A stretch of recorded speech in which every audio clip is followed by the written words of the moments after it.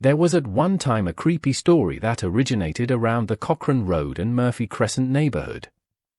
This story, as was reported from several different people, who stated, when they were walking late at night along Cochrane Road, from the direction of the Linenhall Square West Gate and heading towards the Cochrane Row and Murphy Crescent houses, footsteps could be perceived behind them, but when they turned around to see who was there was never anyone nearby. The street behind them was empty.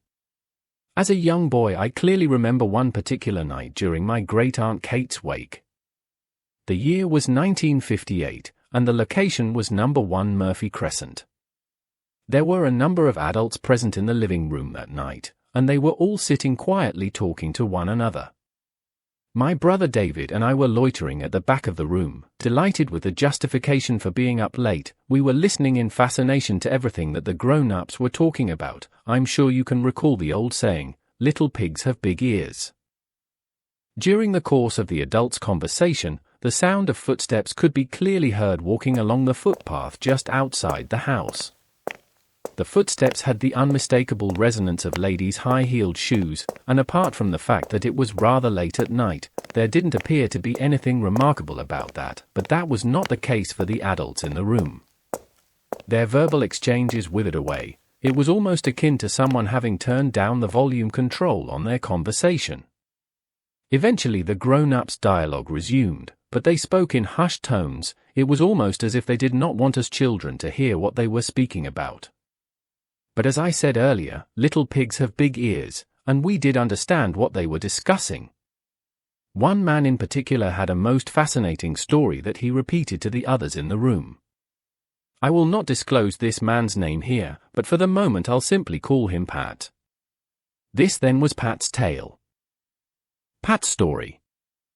One Thursday night about 5 years ago, I was heading home from the club.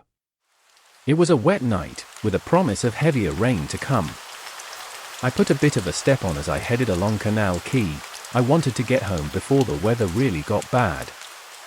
It was not to be.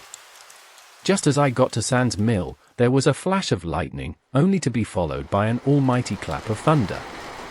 This was the herald of a vast deluge of rain that was to fall just before I reached the steps leading up into Linenhall Square. I was instantly drenched. I made a run for the steps, hoping to get some shelter by squeezing tight into someone's doorway at the square. I know you'll find this hard to believe as it gets really creepy at this point. When I got as far as the steps, there was a massive flash of forked lightning. The whole world appeared to rip apart. I put my foot on the bottom step and the rain just stopped.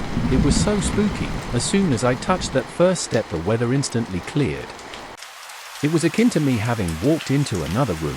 It was bloody frightening. I knew something had changed, but I didn't know what. At the top of the steps, Linenhall Square looked the same as it always had done, but it was not as it should be. Something was different.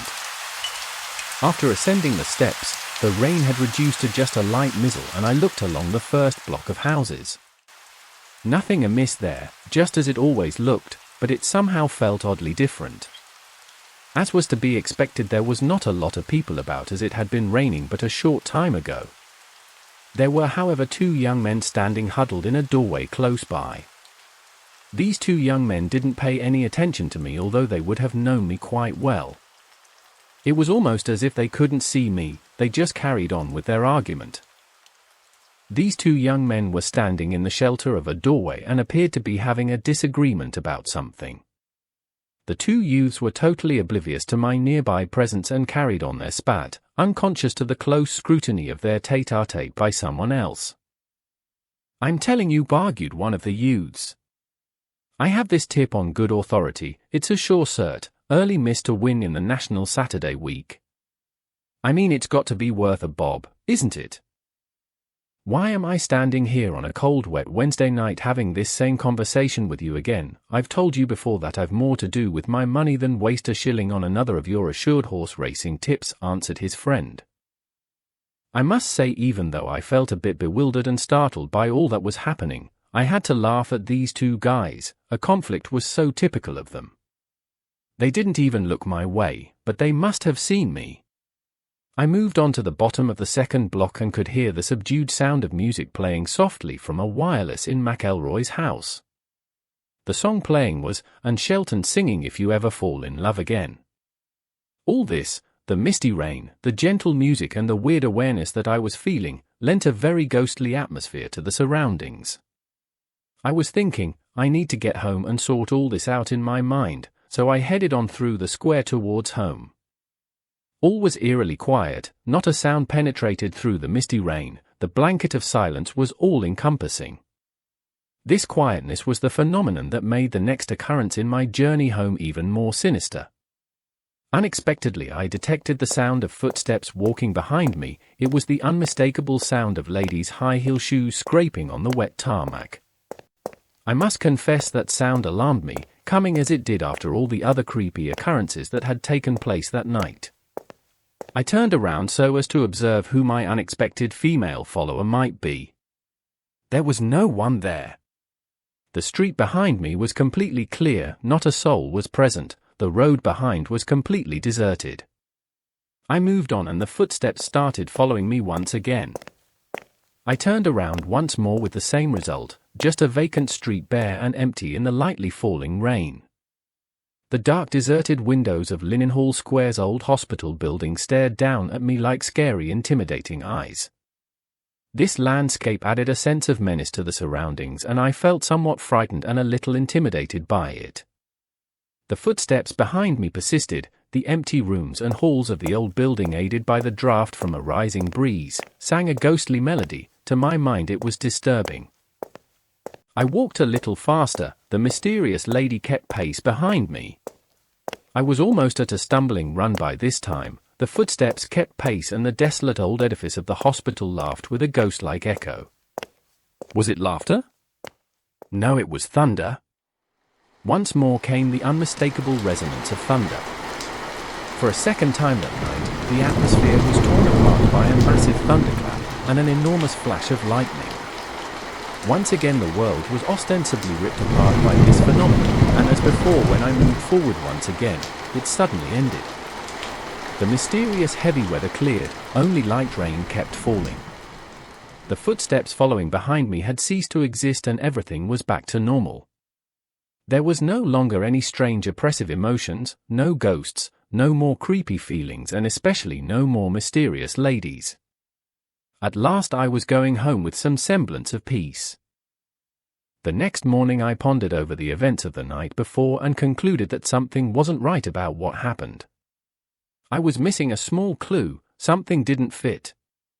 That same afternoon I took myself down to the card game that was being played by some of the boys in the square. When I was there I sidelined one of the two lads from the night before and asked him about the petty dispute he had with his friend and why he didn't acknowledge me when I passed him. "I didn't see you, Pat," he said. "Besides, it wasn't last night I was with John, the bugger wasn't around last night and I stayed in all night, it was too bloody wet." "You must mean Wednesday night, John was around then, the rain wasn't too bad, just a mizzle." That was it. Wednesday night, it was the clue that I was missing. I didn't go out Wednesday night myself, last night was the only night that I was out.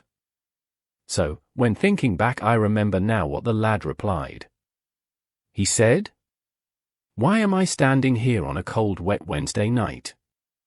That's precisely what he said, but I myself wasn't out Wednesday, so how could I have heard him say that?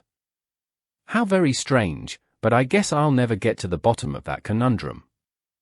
Most likely when I tell folk this story they'll say that seeing as you were coming home from the club, it'll be either time slipping or whiskey sipping, you may as well take your pick.